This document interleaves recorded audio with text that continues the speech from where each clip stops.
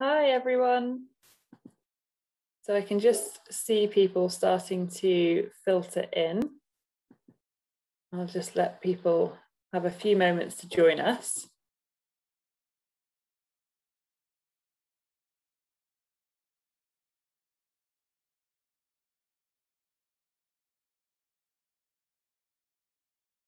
So for anyone who's joining, I can just see the numbers crawling up.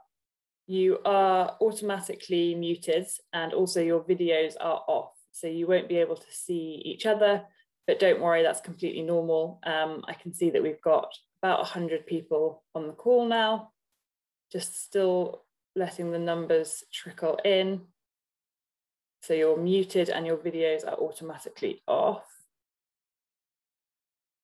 I'm going to start going through a couple of quick housekeeping points for people that are on the call as others continue to join.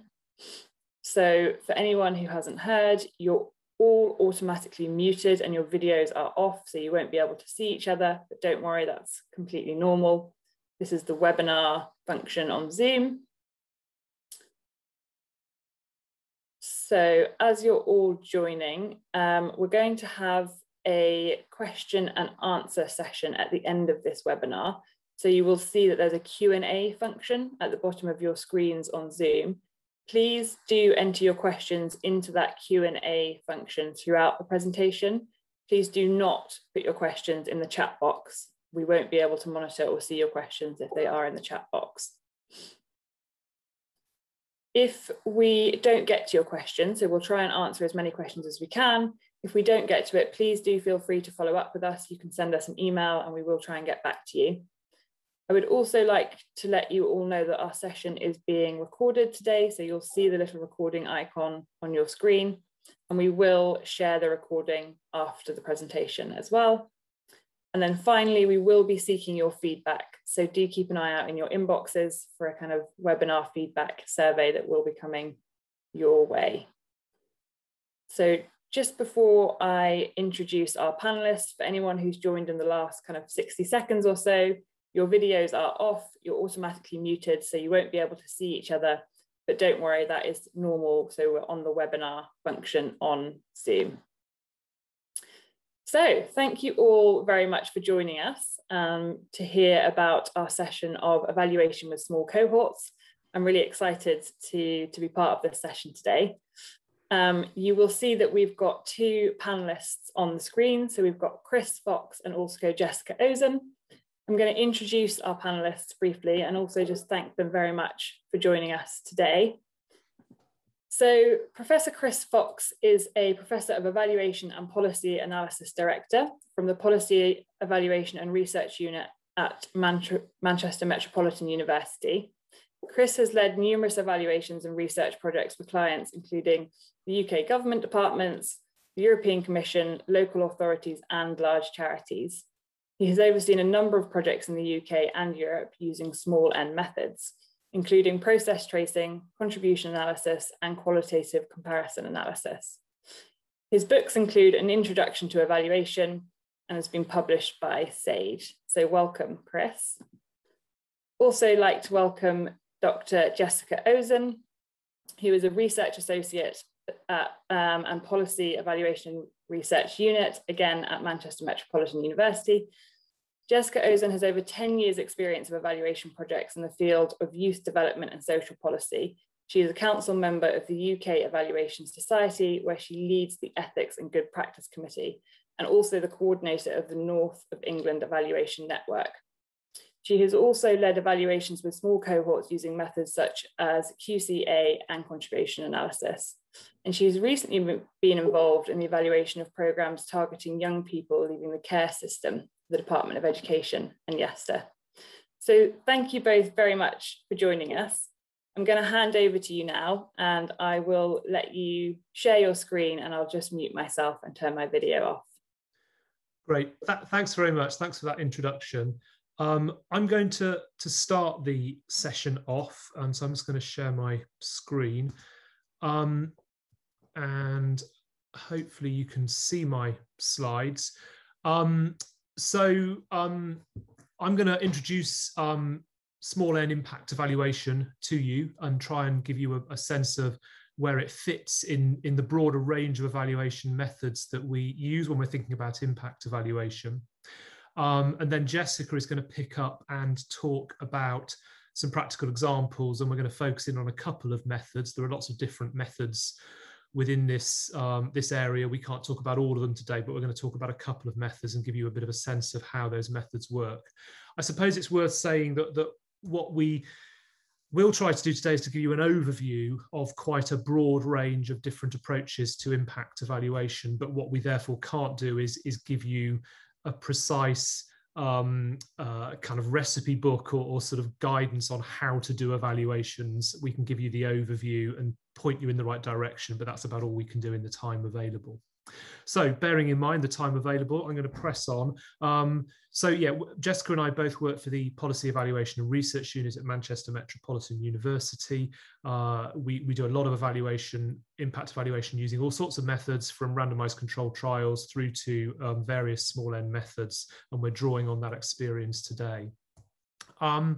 So I'm going to start off by just saying a little bit about what we might call sort of traditional counterfactual impact evaluation. And I'm only doing that just to sort of show why small n methods are different. And then we'll go on to talk about some of those differences. And then Jessica will come in and talk about some practical examples. And we're going to focus in particular on contribution analysis and qualitative comparative analysis for the examples. RCTs, randomized controlled trials, are often where we start when we think about impact evaluation. And there's good reason for that. Randomized controlled trials, if you're familiar with that methodology, are recognized as being a very good way to understand whether an intervention causes an impact. So causal attribution is at the heart of the advantage of using a randomized controlled trial. I'm sure most of you are familiar with this methodology, but in case you're not, very simply, the idea here is that we have an intervention, we have a group of people or cases or places that are eligible. We randomly allocate some people to get the intervention, some people to go into a control group who either get business as usual or some kind of placebo. Normally in social policy, it's business as usual. And we then compare outcomes for those two groups. And it's a very well-established way of thinking about impact evaluation. However, we also know that it's not the only way to think about impact evaluation, and that randomized control trials have their limitations. So we need other kinds of evidence when we're thinking about impact as well. We often want to understand the implementation process by which an intervention was implemented, if only to understand whether it has been implemented as intended, whether there is good fidelity to the intervention. But we also quite often want to understand the causal processes that led to change, what we might call mediators or mechanisms of change. And we also often want to know something about the context within which that change happens. So moderators is the technical term there. So although randomized control trials are good at what we call understanding internal validity, the relationship between an intervention and an outcome, they're less good sometimes at understanding the context, and that limits their potential for sometimes understanding the potential for generalizing and moving results from one setting to another. We have some challenges with traditional impact evaluations that use randomized control trials or similar quasi-experimental methods. We have to recognize that programs that we're evaluating are often very complex, and randomized control trials sometimes struggle with complexity. That sometimes we're looking at small programs where we don't have lots and lots of cases, whether those are classrooms or students or clients, and where we have fewer cases, it's hard to do those traditional counterfactual evaluations because we lack statistical power. Sometimes, of course, also interventions that we're interested in evaluating get rolled out very quickly, and then we don't have the opportunity to create a counterfactual, a control group. And we often want to try and open what's sometimes called the black box of the intervention to understand what's happening inside. And randomized control trials and other counterfactual evaluations are often not as good at doing that. They're good at telling us whether something makes an impact, but not why it makes an impact. So we can distinguish the idea of causal description from causal explanation.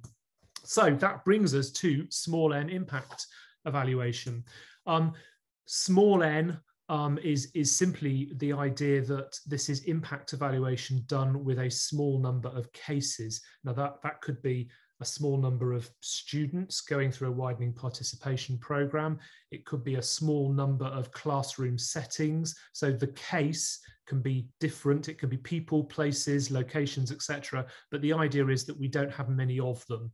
And so that probably straight away means that traditional counterfactual evaluations aren't going to work. And instead, we're going to have to work with a small number of cases. What small n impact evaluations do is they try to then make use of those cases that are available to us, often very closely linked to understanding the theory behind an intervention, in order to try and tease out differences between cases or changes in cases to understand what might be happening in terms of impact. But these are not simply case studies. This isn't simply a case study approach. It's using cases in some quite clever ways. Here is a typology or a taxonomy of some different methods that you might have heard about. So what we've got here is, on the left, we've got, if you like, our traditional counterfactual evaluation approach. And on the right, where we've got the idea of simulation and modeling, we've got some fairly technical approaches that we also sometimes use for evaluation.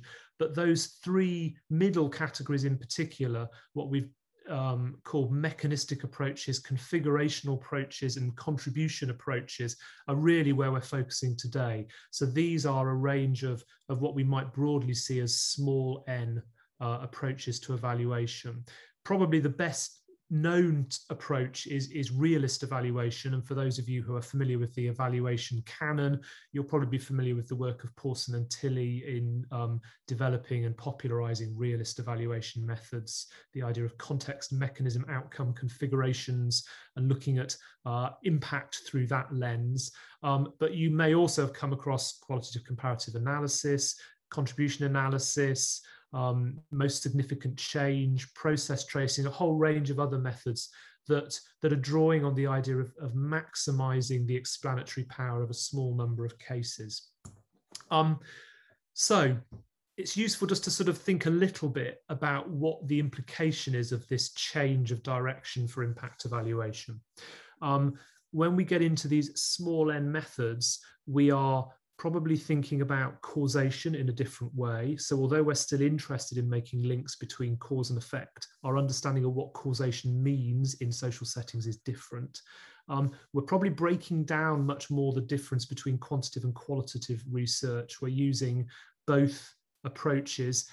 People sometimes call this the idea of using mixed methods.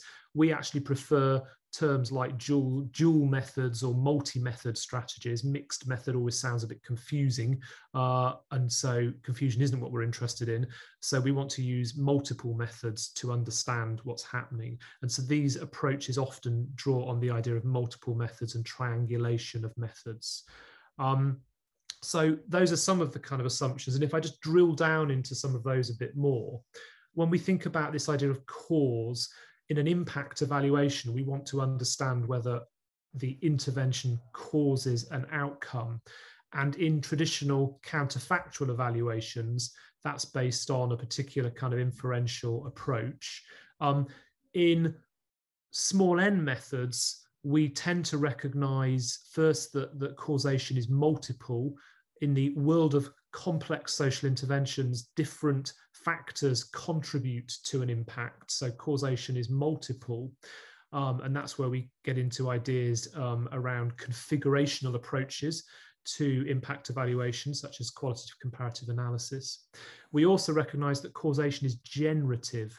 So what that means is we're moving away from a straightforward successionist or linear approach to understanding causation, and recognizing that things that cause change have potential to cause change, and that causation is generative. It builds and is a property of the people or the program that's leading to the change. So it's a different understanding of change. And it tends to be what sits at the heart of realist evaluation approaches and theory-based approaches. there are also different ways of thinking about that small number of cases that we're interested in. So some of the small n methods are making comparisons between cases. So we're going to look at qualitative comparative analysis in a minute as one method that tries to do that. Sometimes they're looking at within case analysis, and we're going to look at contribution analysis as a model there. So in some cases we're comparing cases, whether those are people or places. In other cases, we're looking within the case. And so that's another useful distinction to make. So although all of these methods are relying on a small number of cases, they're treating those cases in different ways.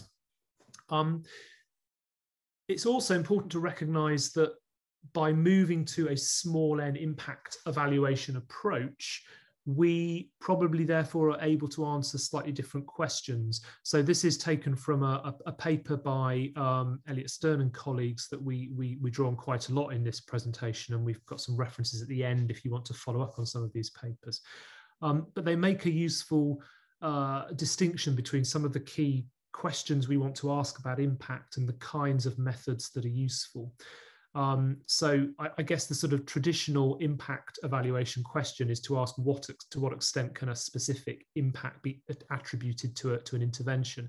Now we can use randomized controlled trials and similar approaches to answer that kind of question. But if we then really want to understand whether the intervention's made a difference, that's where we start to move into some of the small n methods. We can still answer that question by using experiments such as randomized controlled trials, but it gets harder to do that. And so sometimes the theory-based approaches and case-based approaches are very useful. If we want to ask the how question, how has an intervention made a difference? How has it created an impact? That's really where these case-based methods come into their own, because we then need to have rich understandings of the theory that underpins the intervention or the program and look at how that theory is played out in a particular context. And if we're asking how this might work in a different setting, again, we can answer that sometimes through experiments or natural experiments, but very often, again, some of the approaches that we're talking about now can be very useful. So a final slide from me before I hand over to Jessica to talk through some practical examples. It's very common when we look at small n methods to see people combining them. And one of the strengths of these methods is that very often the data collection that you do can then be used in different ways through different methods, and that allows you to sort of triangulate your findings and build the strength of what you do. In fact, I think we'd probably go as far as saying that certainly from our experience and looking at the emerging literature, it seems increasingly that people using small n methods tend to use them in combination and tend not to rely simply on one of them.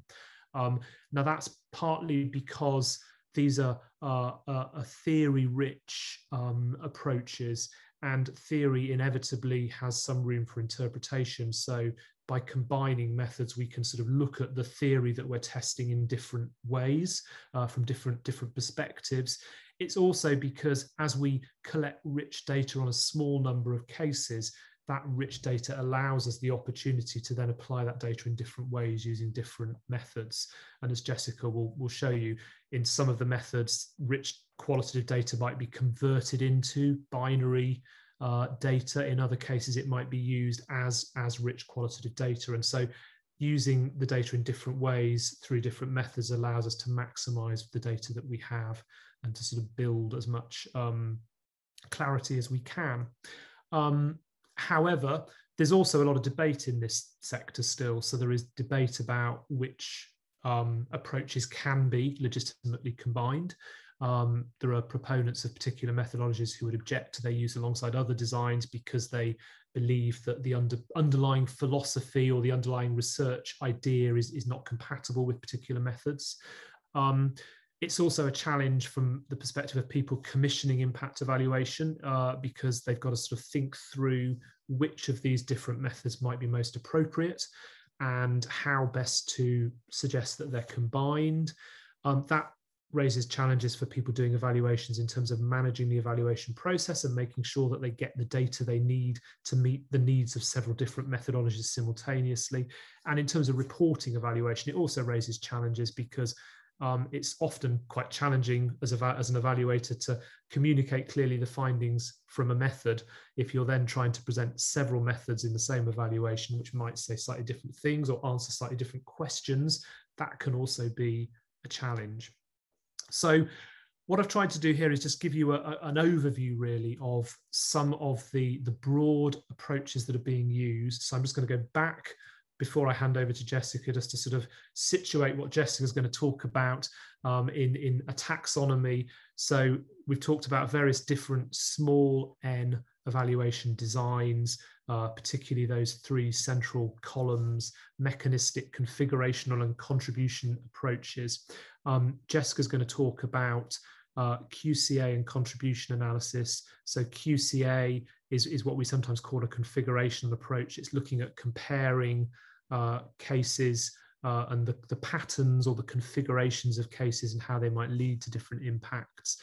Contribution analysis, as the name suggests, is looking at how a case contributes to building an understanding of impact. So we're going to focus in on those two methods in particular, just to give you a sense of how these methodologies work. But it's worth bearing in mind that there are other methods out there that fall into this broad group that you might also wish to look at in future. So at that point, I'm going to hand over to Jessica, who's going to talk through some examples. I'm going to mute and I will move the slides on when you want me to, Jessica. Thanks, Chris. Yes, can you, next slide, please. So I'm going to be presenting two evaluations that we have conducted at the policy evaluation and research unit. I want to give you a sense of what the methods are and what they imply in practice. What I cannot do, given the time allocated, is provide you with a guideline on how to implement the methods, and I will not either focus on the findings, just because we don't have the time. So I'm going to start with contribution analysis, which the aim of this approach is to compare the intervention's theory of change against evidence that you gather.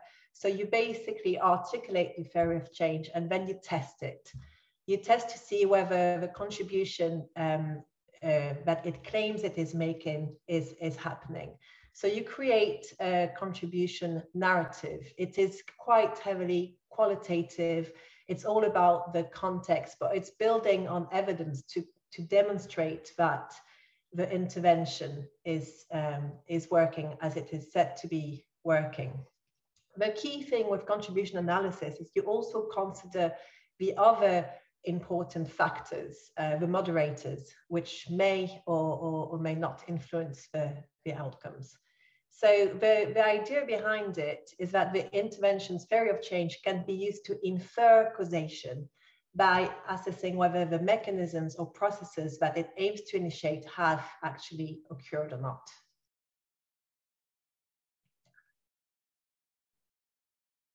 Next slide, please. So to be able to do that and claim that there's a plausible association, you have to meet certain criteria. First, you have to have a reasoned theory of change. You also want to show that the activities of the intervention are actually implemented as they are supposed to. Then you want to see the chain of expected results. So when you have those different steps in your theory of change, you want to see them and you want to be able to demonstrate that those little steps are being taken. And you also want to consider whether there are other influencing factors that may have impacted on your intervention, or at least recognize the relative contribution they may have. In the case of complex social interventions, like it is actually often the case, you may actually have multiple causal strands, but they will all belong to the one big theory of change and fit into that. Next. So here I'm providing an example of an evaluation of a troubled families program in Greater Manchester that we conducted around 2016. So this is a social intervention targeting families which have multiple needs. So to join the program, those families needed to have 2 or more of the following needs: so crime or antisocial behavior, education, child protection, worklessness, domestic abuse, and health. So you can only imagine how complex a program trying to, address so many different needs can be.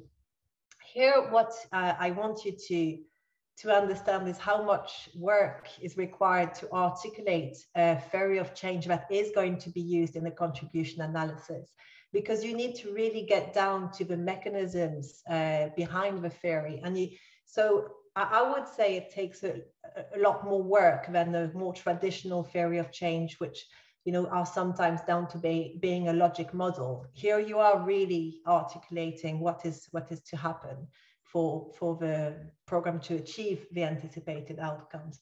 So in this case, we did 2 workshops of 2.5 hours each. The first one focused on outcomes, the second one focused on causal mechanisms. We also used a lot of documentary analysis, drawing on different strategic documents or frameworks, but also information available on websites.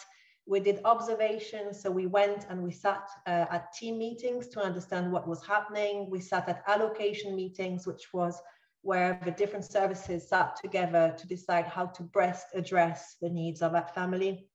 And we conducted 5 semi-structured interviews with strategic thinkers. Next slide, please. So to give you an example, and I could be talking about this evaluation for hours, so it's hard for me to be brief, but to give you an example of different moderators that we did consider in this context, we looked, so those were the assumptions of what needs to happen for this program to actually work once you have set up the different steps. And for this to happen, you need the team to communicate. So you need the information to flow, which is not as simple as it sounds.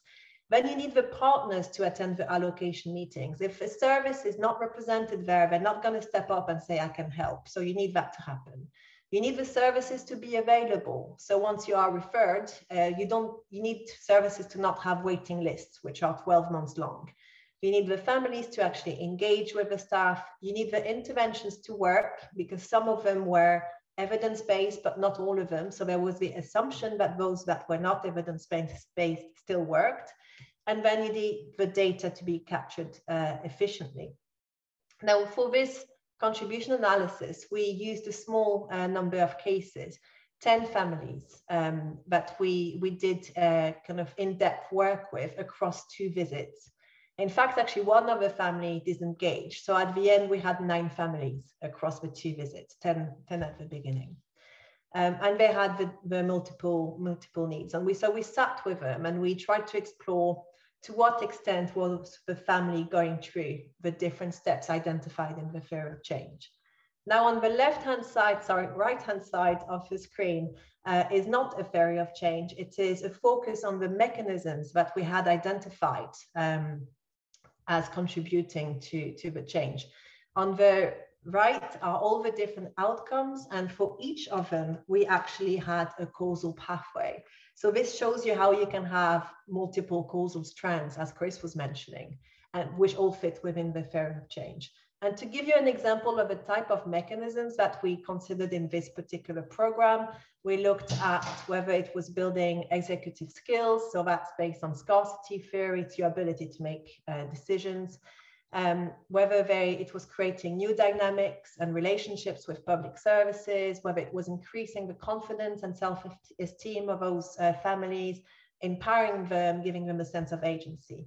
And so without going into detail through the interviews, we've managed to produce evidence that showed that, yes, they were engaging in the activities or not, whether they were following the steps that were expected, such as increased knowledge of this and that, and whether those mechanisms were present or not. So in this particular case, for instance, we couldn't find any robust evidence of executive skills being increased through our work, but we did find that the dynamics between the families and the services were changing. So this is how you kind of you contribute to your narrative. You are creating a contribution narrative around a program. Next one, please. Now, on qualitative comparative analysis, it's a different way of thinking, as Chris was saying. So here, what you're doing is you're starting with qualitative data again, but you're actually turning it into Boolean logic. So you are bridging the whole boundaries between qualitative and quantitative data. And it's a really useful tool to work with causal complexity. It puts context at its heart through drawing on two key assumptions. The first one is of equifinality, and that's what Chris mentioned again. It's like change can happen from a combination of different factors. So different factors can create change, but also the concept of multifinality, where different combinations can lead to the same change. So you have to, like, QCA is interesting in trying to untangle all of this. It's usually used with intermediate numbers of cases, so 10 to 50. And you also want to have a granularity of your data. So the quality of your data is very important. And when you have 10 to 50 cases and you're trying to understand whether they can, what is the configuration leading to a positive outcome or a negative outcome, you actually need both. So you need some outcomes to be positive, but you need some outcomes to be negative, or at least not positive. Next one, please. So it's not using a counterfactual in the traditional sense, but it's going to be comparing the sets within the different cases where the outcome is present and where the outcome is absent, and allow you to draw conclusions thanks to that. So it uses set theory to try to consider whether a condition is necessary and or sufficient. Now, a necessary condition is a condition that must be present for an event to occur. So if you think about the rain, if it's raining on that day, that's enough information for you to know that there are clouds in the sky, because clouds are necessary for the rain. You will never see rain without a cloud, right? It's the same type of logic. So a sufficient condition is a condition or set of conditions that will produce the event. Now, if you still think about your cloud, you cannot say that the cloud is sufficient for it to rain, because sometimes you have the cloud and it doesn't rain. So it's important to understand that sometimes a necessary condition must be there, but it alone does not provide sufficient cause for the occurrence of the event. So a QCA helps you to determine what is sufficient and what is necessary for the outcome to be there. It's set theory. Next one, please. So similarly to the contribution analysis, you start with a theory of change, but that's to develop the theoretical knowledge and your hypothesis on what factors or conditions are important to consider, and then you need to refine them. So you're going to be going back and forth a lot, trying to understand what exactly constitutes your factor here, or your condition. So you do need the in-depth knowledge of cases. It's really data heavy.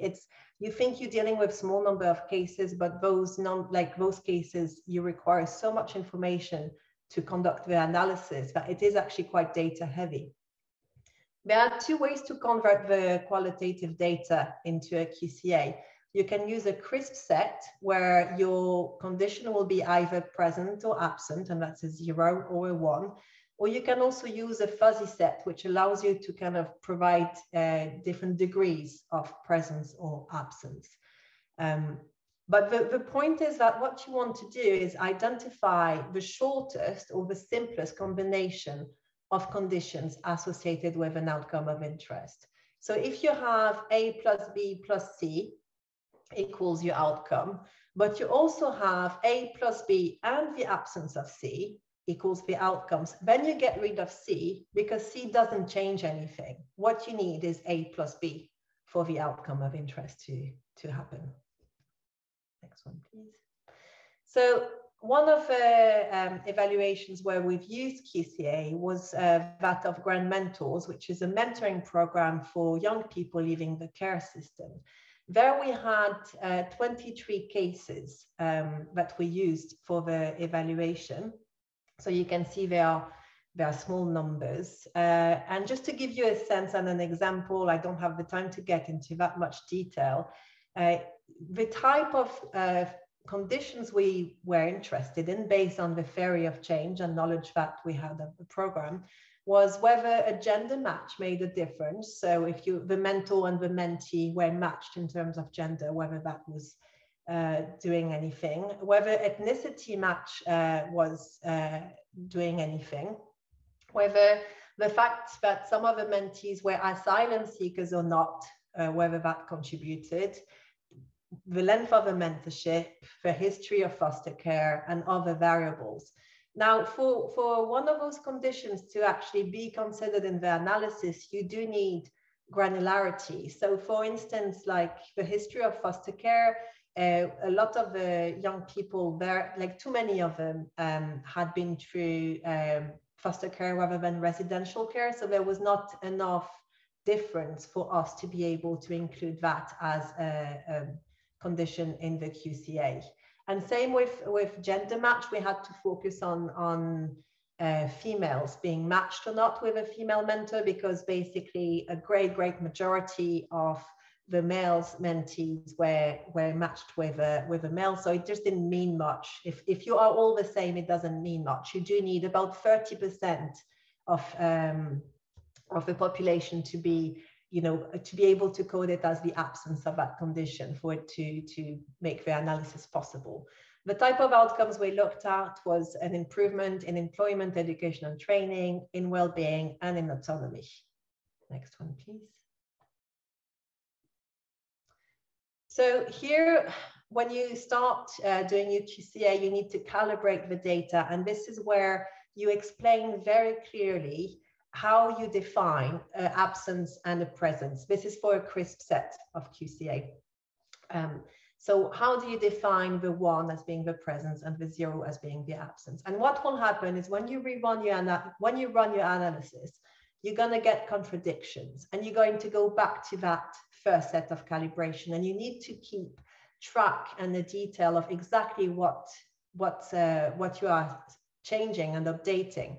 I'll give you an example here. The length of mentorship, for instance, when we started, we thought that 6 months was what was considered as the minimum for the intervention to start, triggering change. But we went back to the data, and when the results came, there were a lot of contradictions with like young people, achieving that outcome or not achieving that outcome. And 6 months didn't work. So we had to recalibrate it. We went back to the data, looked at like who was coming up as a contradiction, and realized that maybe 6 months was cutting it a bit short. So we increased it to 8 months. And then some configurations appeared more clearly. Like from 8 months, yes, the length of mentorship would contribute to the outcome. So you have to keep really clear track of how you calibrate your data, and this is absolutely essential when you do a QCA. Next one, please. So that then produces a truth table, which is the first way to start looking at your data and thinking about it. This just basically gives you, whether that condition is present or not, and whether the outcomes are present or not. You can start spotting some trends or already, visually and manually here, and already start going back to your initial data. The next slide, please. Another way of considering the data visually is a Venn diagram. Here, this one shows you the interplay between gender, whether the mentee was an unaccompanied asylum-seeking child, and the length of the match. And so in pinkish, that's where the outcome is absent, and in green, this is where the outcome is present. And so using Venn diagrams kind of really helps you direct where your analysis can go and should go. And so you can see hopefully you can see the C1 with little dots. That's where there are contradictions. And that's probably where you want to dig into it and try to see whether through decomposing your condition and twitching it, you may be able to then clarify the configuration appearing. The type of analysis that you then get to is, for instance, here we could say that where there is a history of the mentee being an asylum seeker and an ethnicity match, there was a decrease in levels of autonomy, which was a surprise, not necessarily a bad outcome, but a surprise. Whereas when there was no history of asylum seeking and an ethnicity match, there was an increase of levels of autonomy. So there was some interplay, a strong interplay between the ethnicity match and the history of asylum seeking. In terms of the autonomy, that didn't work for the other outcomes, actually. And another interesting conclusion we made on this particular piece was that the female mentees who are gender matched with a female mentor, not asylum seekers, and have shorter placements, so the ones under 8 months actually were quite successful. And next, I think that's it for the practical examples. Great, thanks, Jessica. So, in conclusion, then, what we've tried to do is give you a bit of a sense of what we mean by small n impact evaluation, starting off by just contrasting it with what we might call traditional counterfactual impact evaluations, such as randomized controlled trials. And then we've obviously moved on and talked a bit about some of the different assumptions that underpin these methods. And Jessica's talked you through a couple of examples of methods, just to give you a flavor of how this type of evaluation works. So, I mean, the broad conclusion is that when you're thinking about impact evaluation, while you might often start by looking at the possibility of doing a traditional counterfactual impact evaluation, a randomized controlled trial, or a similar kind of design, often where complexity or the number of cases that you have available to you don't allow for that, there are other opportunities, other possibilities for doing impact evaluation, the so-called small n methods. But what you've hopefully seen from what we talked about today is that those methods are not straightforward alternatives to traditional counterfactual impact evaluations. The small n doesn't therefore mean that they're cheaper, easier, more straightforward. It sometimes means actually that they can still be quite complex methods. They need lots of data collection.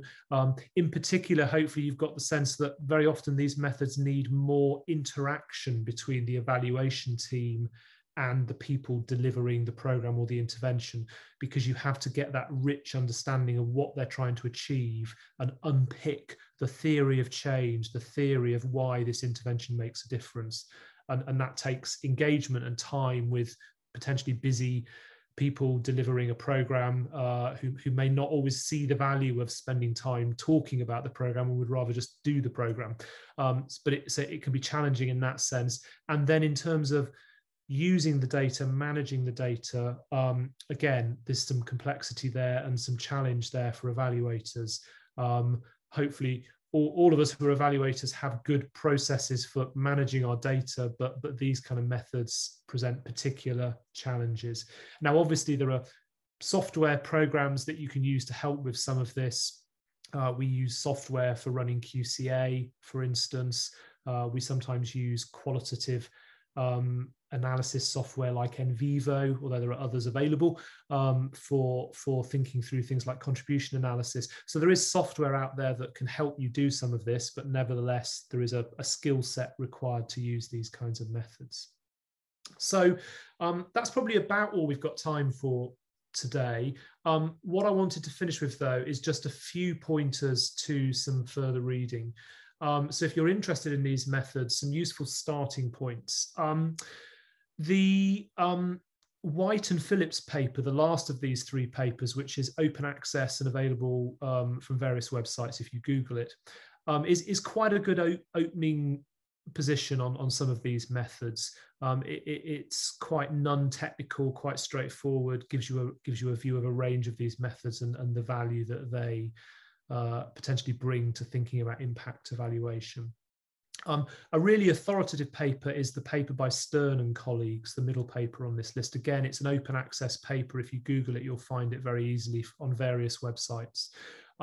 It's a really sort of significant review of these kinds of methods and how they're used.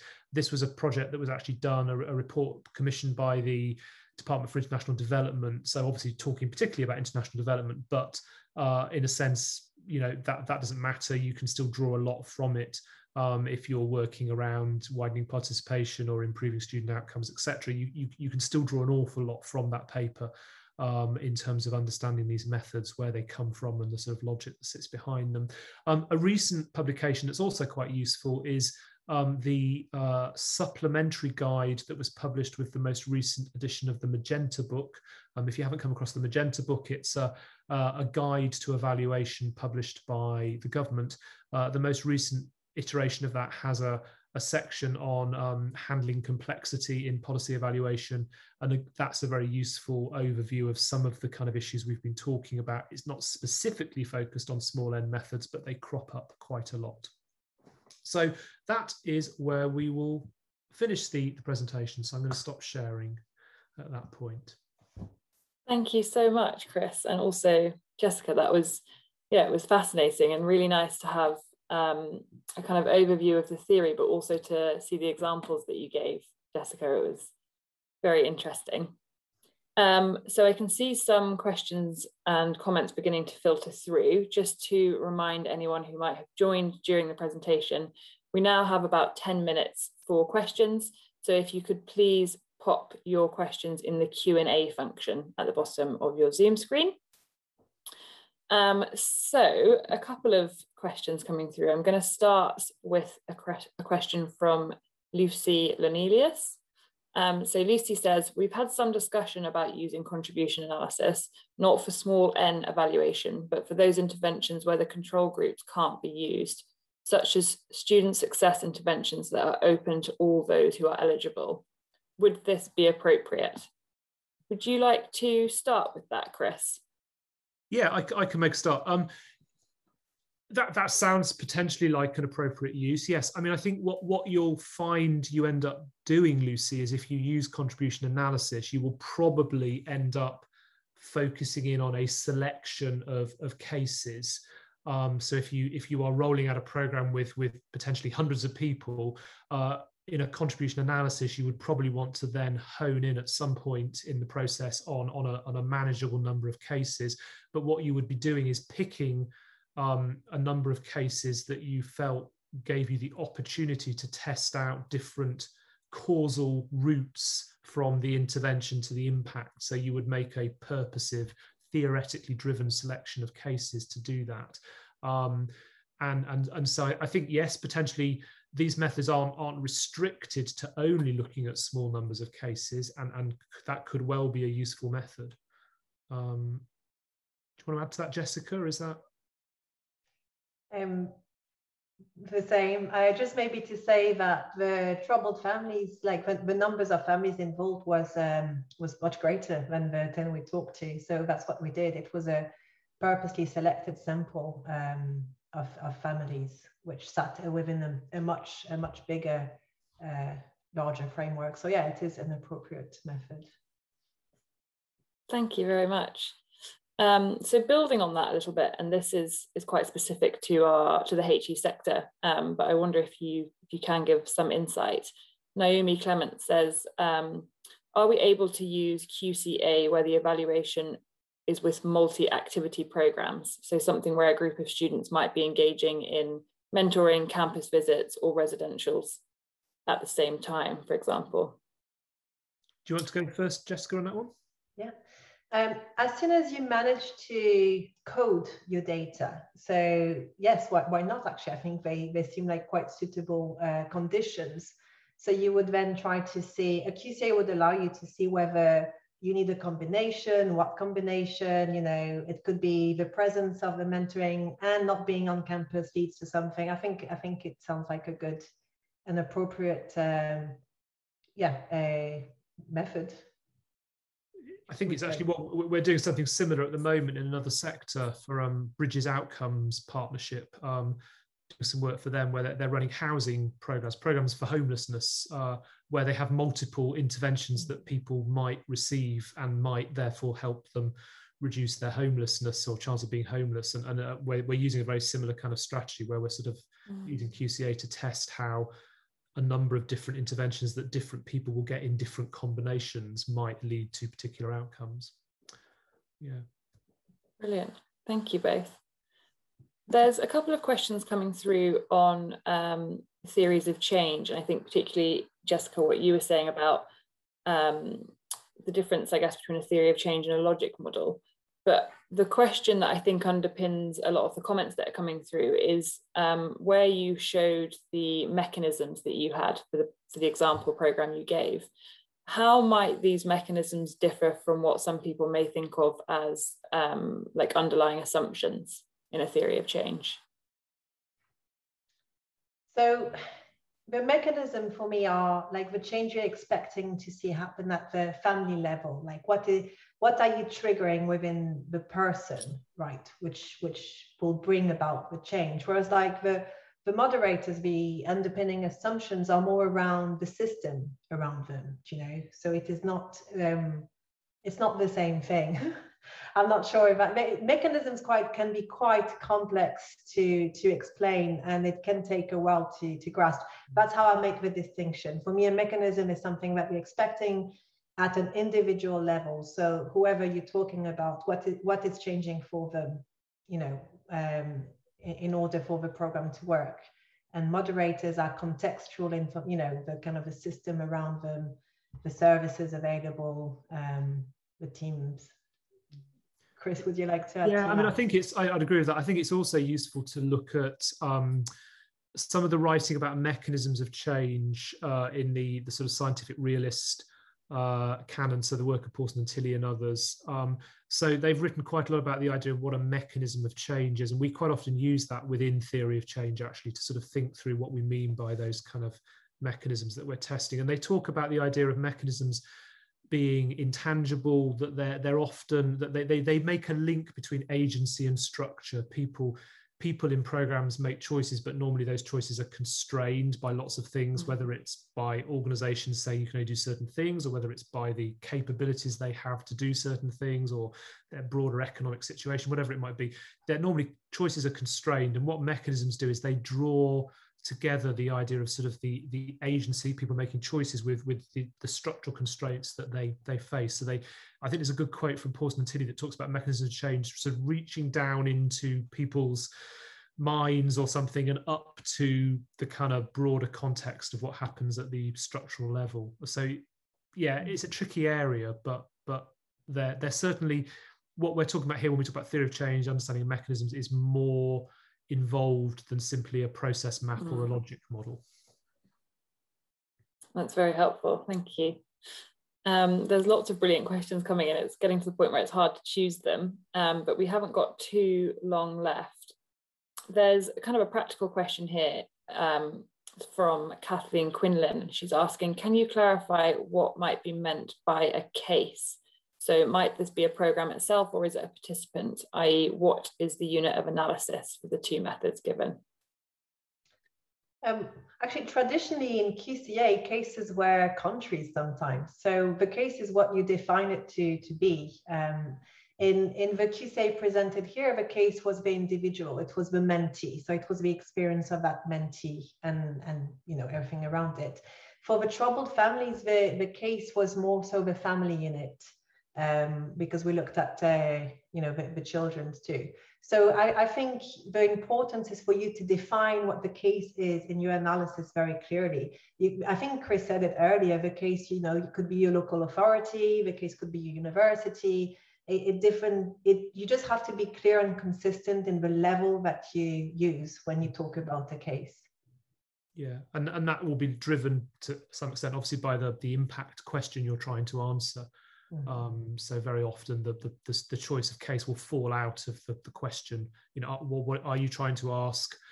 You know, does one department do this better than another department or differently, or are you trying to ask what the outcome is for different types of students with different characteristics? You know, so that it will fall out of the kind of impact question you're trying to address. Brilliant, thank you. Okay, two more hopefully quite quick questions. One from Catherine Wolfe, who asks, regarding engagement with practitioners, can practitioners evaluate their own interventions, or is it external evaluation that's required? Mm-hmm. People can self-evaluate and do their own evaluations. We did a project a few years ago in the criminal justice system looking at personalisation, the use of person-centred practice in criminal justice, and we did a project with an organisation where we trained the staff who were delivering the intervention to also do evaluation work, and we provided a sort of, I guess, a kind of quality assurance function, if you like, to that process to make sure that there was rigor and appropriate reflection on their role. But yes, no, people can self-evaluate. I think, you know, if you're going to do that, you need to be clear on things like reflecting what, you know, reflexivity, what, you know, recognizing that you are part of the intervention as well as the evaluator. And what does that mean both for you as a practitioner, but also you as an evaluator, recognizing that, you know, you need to be very careful to demonstrate you're maintaining good quality assurance through the process, particularly in terms of how you analyze or how you select cases, that bias isn't creeping into those decisions. So people can self-evaluate, and some methods are often used, I think, as part of self-evaluated processes. So process tracing, for example, can sometimes be a model that practitioners might use, not really primarily as an evaluation tool, but more as a way of better understanding their practice and developing the intervention. Thank you, Chris. One final quite straightforward question. Jay Rigby is asking what software you used to create the Venn diagram, and was it NVivo? That was in Tosmana. I think it's a free software that you can download. Brilliant, thanks, Jessica. So I'm going to wrap up the Q&A there. Just a quick reminder, if anyone asked a question that we didn't get to, please do feel free to email it to us, and we will come back to you. There are quite a few questions on sort of how to implement these methods, when to implement these methods, and also a couple of questions around resourcing and cost. So I just want to finish up by actually sharing my screen briefly and just telling you about something that we have going on. Can you all see those slides, how TASO is using this approach? Fantastic. So this is really just to make the sector aware and kind of tell our audience that we are, so at TASO, we're actually commissioning a project to look at how to use and implement, and also when to use small n methods, particularly obviously in the HE sector, so both within widening participation and student success. So we will be commissioning a project that offers guidance, really, that considers both the methodological but also the theoretical challenges that are faced when we're trying to evaluate impact with widening participation and student success. We're going to have 3 phases to this project. So we will consult with the sector, and that will include small and specialist providers, as well as larger institutions that have small cohorts that they work with. We're also then going to review and select the most suitable alternative designs to large kind of quant methods when doing small n impact evaluation. And finally, we will have a kind of translate and test phase to this project. So we're going to be testing a range of these methods with small cohorts and with specialist providers.